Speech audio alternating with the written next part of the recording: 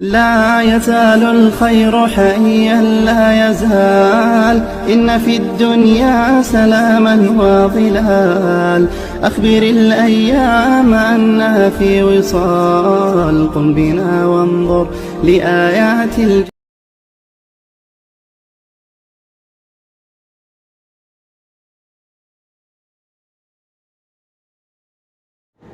تمام قسم کی تعریف اللہ عز و جل کے لائق ہے جو اس کائنات کا اکیلا اور حقیقی رب ہے۔ اللہ سبحانہ وتعالیٰ کا احسان ہے کہ اللہ نے زندگی بخش دی، ہم کو حیات دی اور اس کی عبادت کرنے کے لیے اس کی مساجد کی طرف آنے کی توفیق عطا فرمائی۔ اور بھی اللہ کا احسان ہے کہ یہ جستجو کی ہم کو عطا فرمائی کہ ہم اپنی عبادت اس طرح کریں جس طرح محمد رسول اللہ صلی اللہ علیہ وسلم نے امت کو بتایا ہے۔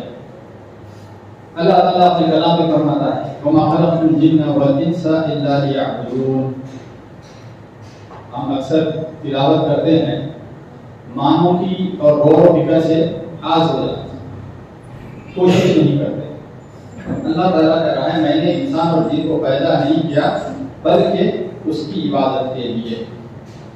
اگر ہم یہاں ٹھہر کر سوچیں، اور آج کل کے نوجوانوں کے لیے خاص طور پہ، کہ اگر سے وہ عبادت کو پیچھے کر دیتا ہے، کسی کام کو اس کے آگے مقدم کر دیتا ہے، تو اس مقصد کو وہ ہلاک کر دیتا ہے جس مقصد کے لیے اللہ نے اس کو اس دنیا میں بھیجا ہے۔ آپ صلی اللہ علیہ وسلم نے فرمایا النوم اختی الموت، نیند موت کی بہن ہے۔ روز انسان کے 24 گھنٹے کی زندگی کے اندر اس کا محاسبہ کرنا ہے۔ سب سے پہلے وہ اس عارضی ٹیمپرری موت سے اللہ کے فضل سے اس دنیا میں باحیات آتا ہے۔ ہم اکثر سنتے ہیں فلاں شخص کا نیند میں انتقال ہو گیا، گھر والے جا کر اٹھانے گئے تو وہ ملے ہوئے پائے گئے۔ تو جب ہم اٹھتے ہیں اس کا مطلب اللہ نے ہمیں پھر سے ایک موقع دیا ہے اس کی طرف رجوع ہونے کا، توبہ کرنے کا، اس کی فرمانبرداری کرنے کا، اس سے معافی چاہنے کا۔ اب یہاں پر سے ہی شروع ہو جاتا ہے انسان کا اسٹرگل۔ اگرچہ وہ اپنے بستر کی آرام کو اور اپنی تھکن کو یا سردی کے خاص طور سے آج کے دنوں کو آگے کرتا ہے اور بستر کو اپناتا ہے اور اسے چھوڑتا نہیں اللہ کی عبادت کے لیے، تو اسٹارٹ ہی کر رہا ہے وہ اپنے دین کا اس مقصد کو فوت کر کے جس مقصد کے لیے اللہ نے اس کو اس دنیا میں بھیجا ہے۔ ہم میں سے کتنے لوگ ہیں جن کو ایک نماز کے بعد دوسری نماز کی فکر رہتی ہے، جمعے کی فکر جمعرات سے رہتی ہے، نہ کہ 11-12 بجے جمعہ ہے تیاری کرنا ہے، یہ فکر نہیں۔ جمعے کی فکر جمعرات سے، عصر کی فکر ظہر سے۔ اس طرح سے ہم اپنی زندگی میں اللہ کے فضل سے اللہ سے دعا ہے ہمیں عطا فرمائے کریں گے تو پھر اس امت کا حال چینج ہوگا، ہمارا نہیں، امت کا حال ہی چینج ہو جائے گا۔ آج کی سال میں ہے سب لوگ بخوبی جانتے ہیں۔ پھر اللہ سبحانہ تعالیٰ فرماتا ہے اللہ نے وقتاً وقتاً ہر امت میں رسول بھیجے، کیا دعوت دے کر اللہ کی عبادت کرو اور طاغوت سے بچو۔ ایک اللہ کی عبادت کرنا اور طاغوت سے بچنا۔ پھر اسی منظر کی طرف جاتے ہیں، اگر صبح یہ اپنے نفس کو ہرا کر اس کو جھٹلا کر اللہ کی عبادت کی طرف آتا ہے تو وہ کیا ثابت کرتا ہے؟ میں نے اللہ کو رب مانا اور نفس کو پیچھے چھوڑ دیا۔ اگر وہ نفس کی سن کر سو جاتا ہے تو اس نے رب کو نعوذ باللہ پیچھے چھوڑ دیا اور نفس کو آگے کر دیا۔ پھر اللہ کے نبی صلی اللہ علیہ وسلم فرماتے ہیں ہر پیدا ہونے والا بچہ فطرت پر پیدا ہوتا ہے، اس کا باپ اسے یہودی بنا دیتا ہے یا نصرانی بنا دیتا ہے یا مجوسی بنا دیتا ہے یا مشرک بنا دیتا ہے۔ تو جن کی اولادیں ہیں ان کی ذمہ داری ہے۔ ہم جب بڑے ہو رہے تھے اتنا فکر نہیں تھا، ماحول میں اتنا فکر اور فساد نہیں تھا، لیکن آج بہت کچھ زیادہ بڑھ گیا ہے اور فتنوں میں سے بڑا فتنہ ہے سیل فون، جو چھوٹے سے چھوٹے بچے کو بھی آپریٹ کرنے آتا ہے اور ہر قسم کی واقعہ چیزیں اس کے اندر موجود ہے۔ تو ہماری ذمہ داری اور زیادہ بڑھ گئی کہ بچوں کی طرف ان کی ترغیب کیسے کی جائے۔ پھر اللہ کے نبی صلی اللہ علیہ وسلم نے فرمایا، معاذ بن جبل رضی اللہ تعالیٰ عنہ فرماتے ہیں کہ اے معاذ تم اللہ کے ساتھ کسی قسم کا شرک نہ کرنا، چاہے تمہیں قتل کر دیا جائے، چاہے تمہیں آگ میں پھینک دیا جائے۔ اتنی بڑی وارننگ ہے اللہ کے نبی صلی اللہ علیہ وسلم، نصیحت ہے کہ چاہے تمہارا قتل کر دیا جائے، چاہے تمہیں آگ میں پھینک دیا جائے، لیکن تم اللہ کے ساتھ کسی کو شریک نہیں ٹھہرانا۔ اتنا سخت کیوں؟ کیونکہ اللہ نے اپنے کلام میں فرمایا انہ من یشرک باللہ فقد حرم اللہ علیہ الجنہ ومأواہ النار وما للظالمین من انصار۔ بہت ہی امپورٹنٹ آیت، خاص طور سے ان کے لیے جن کو اللہ نے شرک اور بدعت کی گمراہیوں سے توحید کی طرف رہنمائی کی، لیکن ان کے ساتھ ان کے رشتہ دار اس راستے کو چھوڑ کر اس پر آنے کو پسند نہیں کرتے۔ جنت کا مالک اللہ ہے، وہ اپنے کلام میں کنفرمیشن دے رہا ہے کہ جو اس حال میں مرا کہ اس نے اللہ کے ساتھ کسی کو شریک ٹھہرایا، اس رب نے اس پر جنت کو حرام کر دیا ہے۔ اب ہماری کتنی فکر ہے کہ ہماری بول چال میں، ہمارے عقیدے میں، ہمارے عمل میں کیا شرک ملوث ہو رہا ہے؟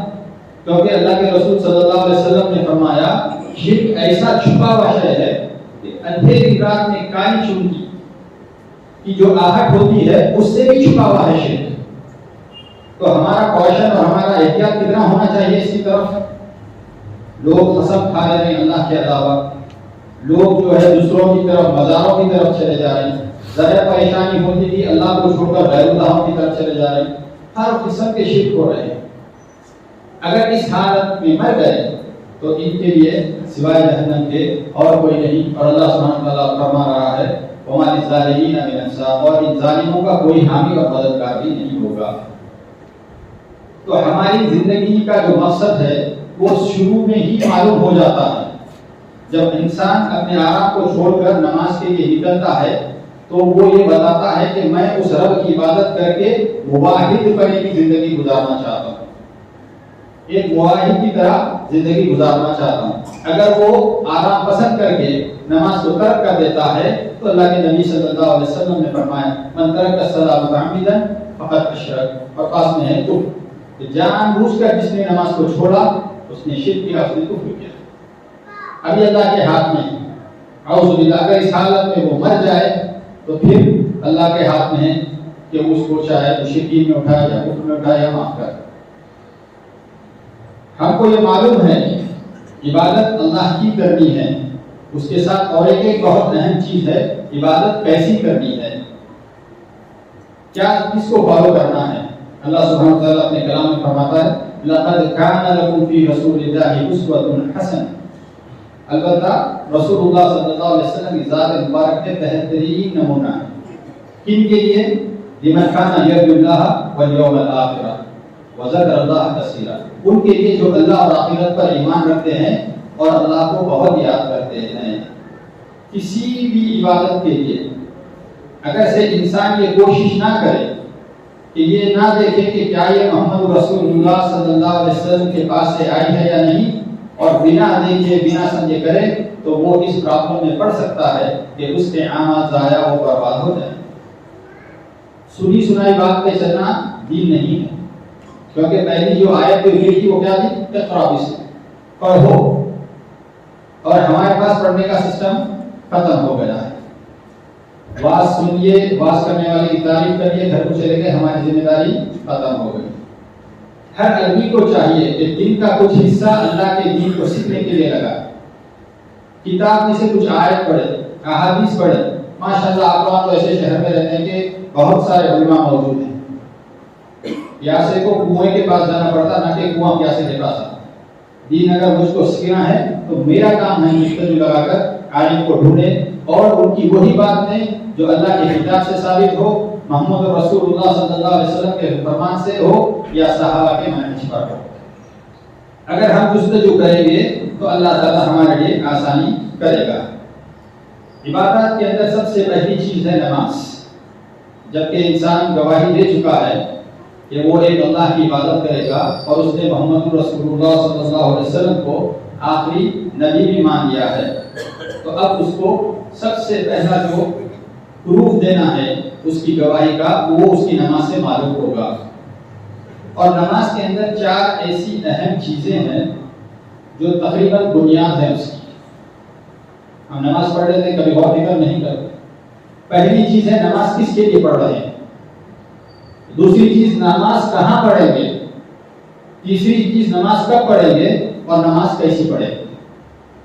یہ 4 چیزوں کے اندر آپ کی نماز ہے۔ نماز کس کے لیے پڑھیں گے، نماز کب پڑھیں گے، کہاں پڑھیں گے، نماز کب پڑھیں گے اور کیسی پڑھیں گے، یہ دیکھنا بہت ضروری ہے۔ ایک بھی چیز اس میں سے مس ہو گئی تو ناقص ہو گئی۔ پہلی چیز نماز کس کے لیے پڑھیں گے، اللہ کے لیے پڑھیں گے۔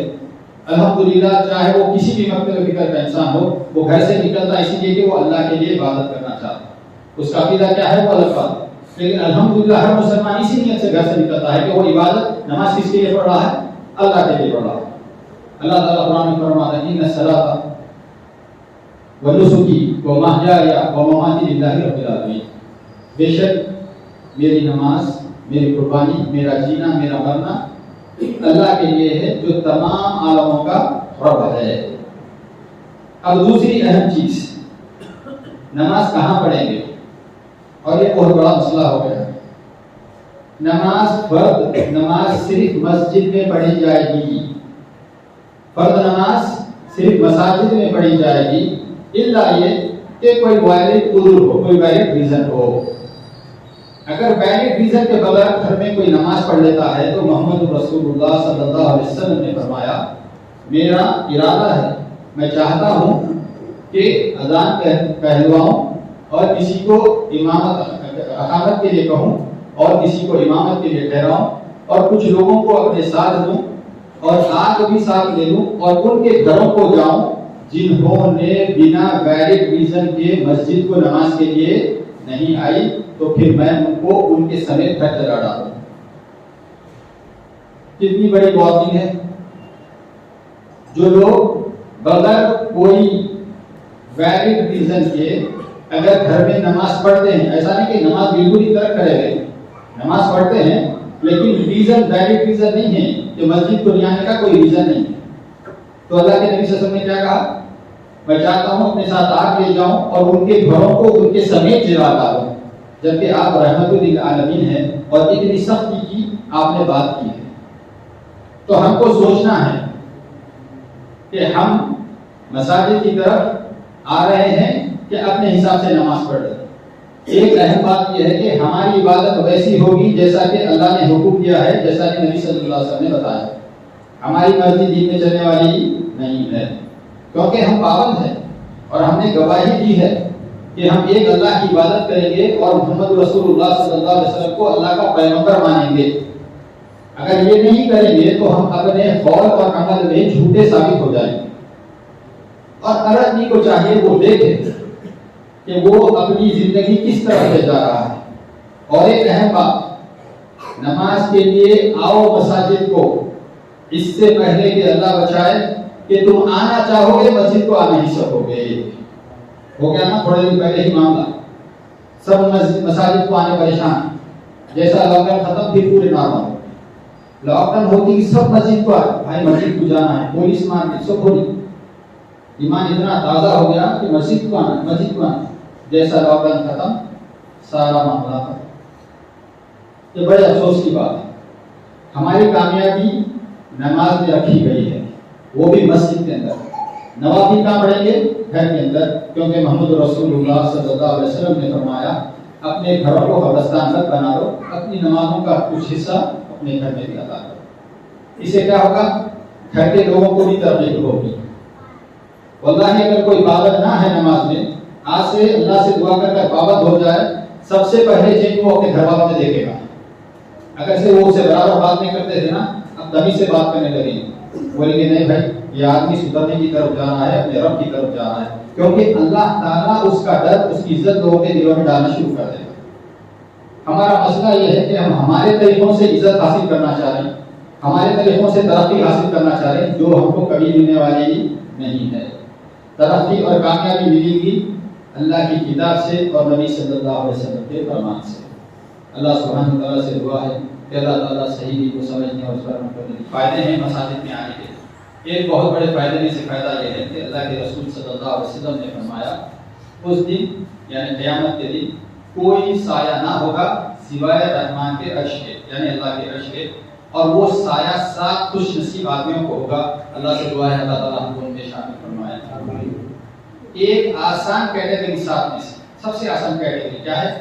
جس آدمی کا دل مساجد سے جڑا ہوگا اس کو قیامت کے دن اللہ کے عرش کا سایہ نصیب ہوگا، جبکہ کوئی اور سایہ نہیں ہوگا، جبکہ سورج 1 میل کے فاصلے پر آ گیا ہوگا.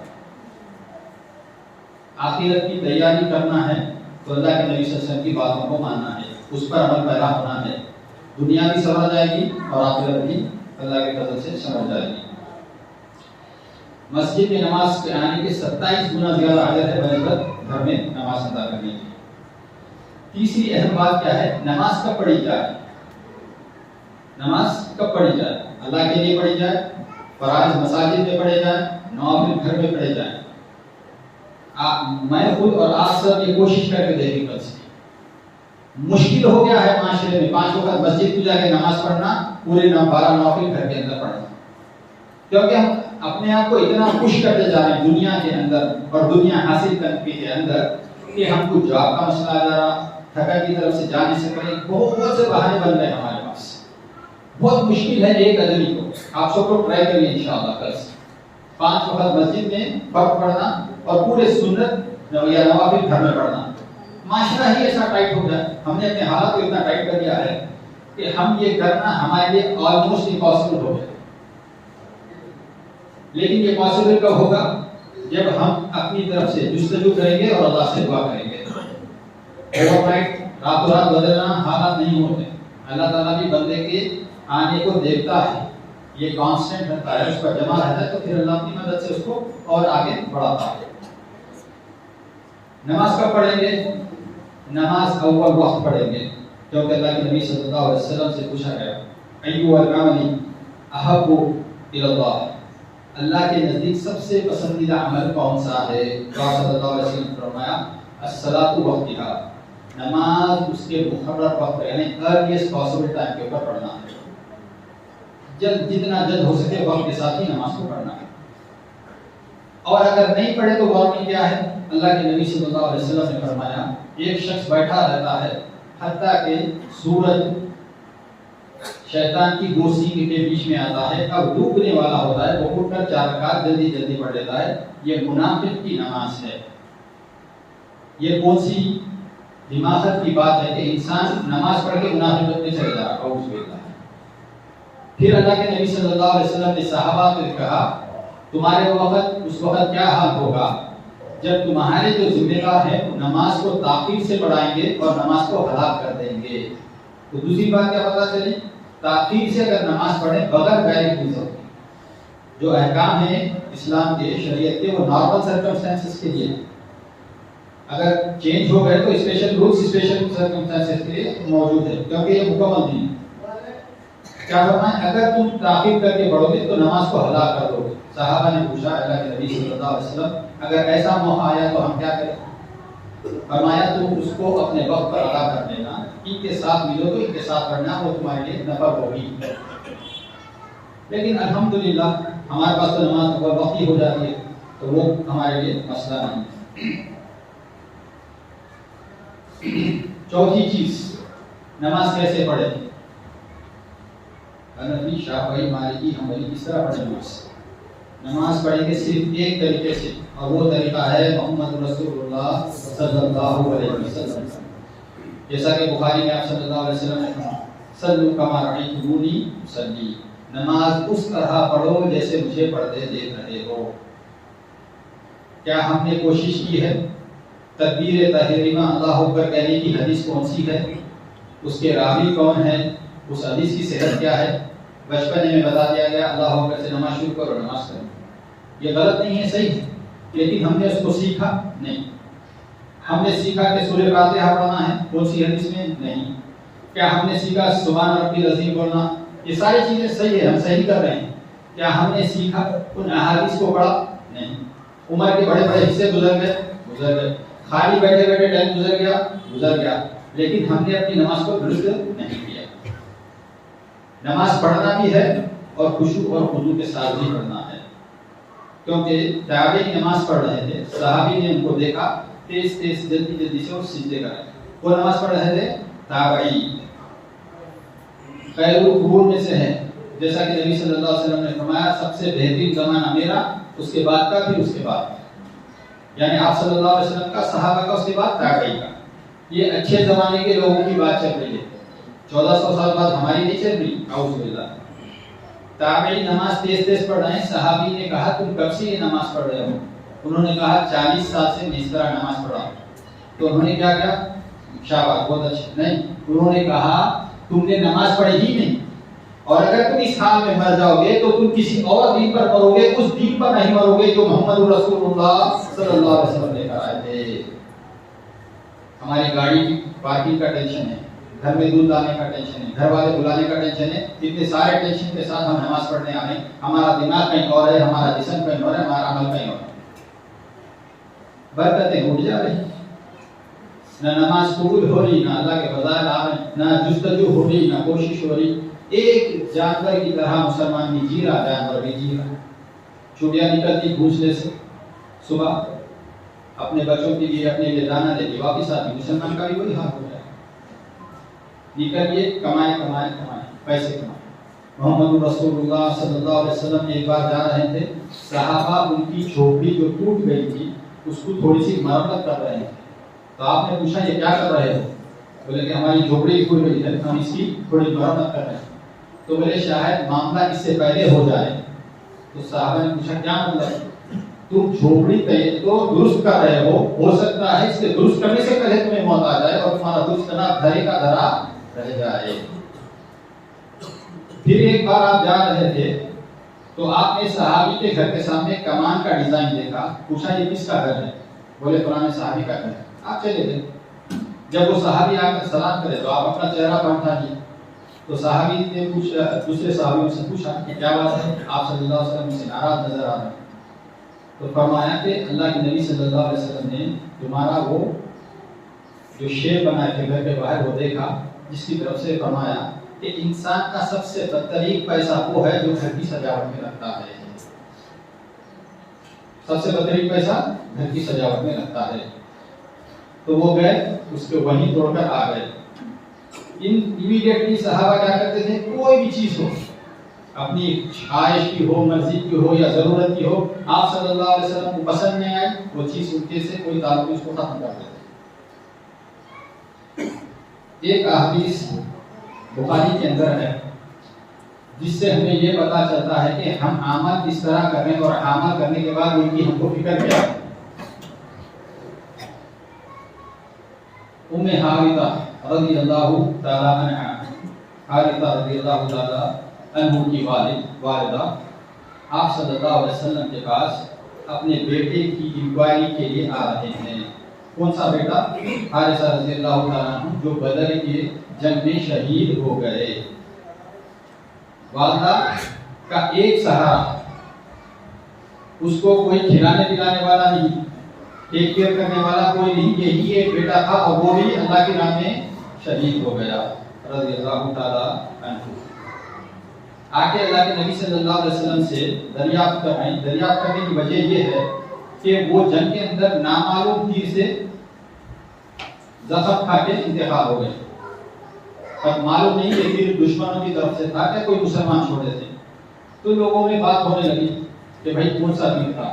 تو والدہ کو یہ فکر ہو گئی کہ میرا بیٹا تو شہید ہو گیا، اللہ نے اس کی شہادت قبول کی ہے یا نہیں، وہ پوچھنے کے لیے محمد رسول اللہ صلی اللہ علیہ وسلم کے پاس آگے پوچھا. اللہ کے نبی صلی اللہ علیہ وسلم آپ تو جانتے ہیں میرے اور حارثہ کا کیا نسبت تھی، کیا میرا اس کا تعلق تھا، ماں ہے نا، کیا تعلق تھا.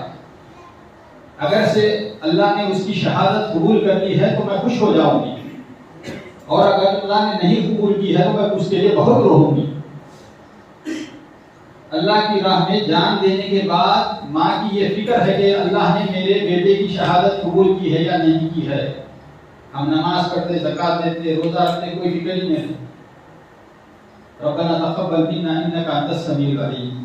ابراہیم علیہ السلام، اسماعیل علیہ السلام کعبہ کنسٹرکشن کر رہے ہیں، پھرتے پھرتے یہ دعا کریں اللہ تو ہم سے یہ قبول فرما. تو سب سے بہترین سننے والا اور جاننے والا. کبھی ہم نماز پڑھ کے دعا کریں، کبھی صدقہ خیرات کر کے کریں، نہیں، ہم تو احسان کر کے نماز پڑھ کے. صدقہ خیرات کر کے احسان کریں. بھائی میں ایک پائے تو جو پوری زکات دیتا ہوں مہینے میں کوئی بھی نہیں میرے جیسا. یہ ہے ہمارا حال. اعوذ باللہ. تو آگے جب نبی صلی اللہ علیہ وسلم سے پوچھی کہ اگر سے وہ جنت میں ہے تو میں خوش ہو جاؤں گی, صبر کر لوں گی, اگر سے نہیں تو پھر میں اس کے لیے بہت روں گی کہ میرے بچے کی جان بھی گئی اور اس کو اجر بھی نہیں ملا. اللہ کے نبی صلی اللہ علیہ وسلم نے فرمایا تجھے کچھ ہوش ہے؟ تو کیا سمجھتی ہے اللہ کے پاس ایک ہی جنت ہے؟ اللہ کے پاس بہت جنتیں ہیں اور اللہ نے تیرے بیٹے کو سب سے اعلیٰ جنت جنت الفردوس عطا فرمائی ہے. یہ ان کا حال تھا, یہ ان کا معمول تھا, یہ ان کا اللہ کے ساتھ ڈر اور تقویٰ تھا. اور ہماری حال کیا ہے ہم سب جانتے ہیں. جمعے کی نماز کا ایک اجر جو ہمارے لیے بہت آسان ہے لیکن اجر بہت زیادہ ہے, وہ یہ ہے کہ امام ممبر پہ آنے سے پہلے مسجد کے اندر داخل ہو جائیں, گھر سے غسل کریں, صاف کپڑے پہنیں, ادب لگائیں, سواری پر نہ آئیں, اگر دور ہے تو آ جائیں, نزدیک ہے پیدل چل کے آ سکتے ہیں تو پیدل چل کر آئیں, اور امام کے ممبر پہ آنے سے پہلے آ جائیں اور نماز خطبہ اٹینٹیو سنیں, کسی لغو کام میں نہ رہیں, انگلیوں میں انگلیاں ڈال کر بیٹھنا, موبائل فون سے کھیلنا, سامنے کا کپڑا صاف کرنا, سیدھا کرتے رہنا, یا بازو والے کے کپڑوں کو غور سے دیکھنا, دوسری جگہ فکر رکھنا, یہ ساری لغو چیزوں کو چھوڑ کر اٹینٹیولی امام کا خطبہ سنیں حتیٰ کہ خطبہ ختم ہو جائے. تو اللہ کے رسول صلی اللہ علیہ وسلم نے فرمایا اس شخص کے لیے اس کے ہر ایک قدم پر جو گھر سے لے کر مسجد تک آیا ہے, ہر ایک قدم پر 1 سال کے نفل روزے اور 1 سال کی تہجد قیام لیل کا اجر لکھا جاتا ہے. ہم میں سے کتنوں کی کوشش اور جستجو ہے یہ اجر حاصل کرنے کی؟ ہر جمعے کو یہ ہے اجر, اور بھی بہت اجر ہے جمعے کا. 1 سال کے نوافل اور 1 سال کی تہجد اور 1 سال کے نوافل روزے. ہمیں تو طاقت نہیں سال بھر روزہ رہنے کی اور سال بھر بغل نامے کے تہجد پڑھنے کی, الا یہ کوئی اللہ کا بہت ہی تقوی والا بندہ ہو. لیکن اللہ کے نبی صلی اللہ علیہ وسلم نے اس اجر کو ہمارے لیے آسان کر دیا ہے کہ ہم غسل لیں گے, تیاری کر کر مسجد کو آئیں گے اور خاموش ہو کر خطبے کو سنیں گے. تھکے ماندے آ کے, اکثر میں دیکھتا ہوں خود بھی لوگ تھکے ماندے آ کے ایک ایک کے سہارے بیٹھ جاتے ہیں, چلو خطبہ ہو جاتا ہے کہ نیند لے رہی ہے, پھر جب اللہ اکبر بولتے ہیں تو پھر نماز کے لیے کھیل جاتے ہیں. اللہ کے نبی صلی اللہ علیہ وسلم نے اس کا بھی حل بتایا ہے, اگر خطبے کے دوران تمہیں نیند آئے, اونگ آئے تو اپنی جگہ کو تبدیل کر دو. جب ہر چیز کا نصیحت, ہر چیز کا علم دے کر آپ صلی اللہ علیہ وسلم اس دنیا سے گئے ہیں, تو ہم سے بڑی بدبختی ہے, ہم سے بڑا بدبخت کون ہوگا جو ان تعلیمات کو نہ پڑھے, نہ اس پر عمل کرے, نہ لوگوں کو اس کی ترغیب کرے. پھر ہم آئے کیوں ہیں اس دنیا میں؟ اللہ سبحانہ تعالیٰ سے دعا ہے کہ اللہ تعالیٰ اس کی عبادت کرنے کی توفیق عطا فرمائے اور صحیح طریقے سے, سنت کے طریقے سے عبادت کرنے کی توفیق عطا فرمائے. اللہ تعالیٰ مسلمانوں کے حالات کو درست کر دے, جو بیمار ہیں ان کو شفا عطا فرمائے. اللهم احفظ جميع المسلمين والمسلمات من فتنة اليهود وفتنة الهنود وفتنة كل شيء برحمتك يا ارحم الراحمين. ربنا ظلمنا انفسنا وان لم تغفر لنا وترحمنا لنكونن من الخاسرين. ربنا اتنا في الدنيا حسنة وفي الآخرة حسنة وقنا عذاب النار وندخل جنة الفردوس مع الأبرار برحمتك يا ارحم الراحمين. السلام.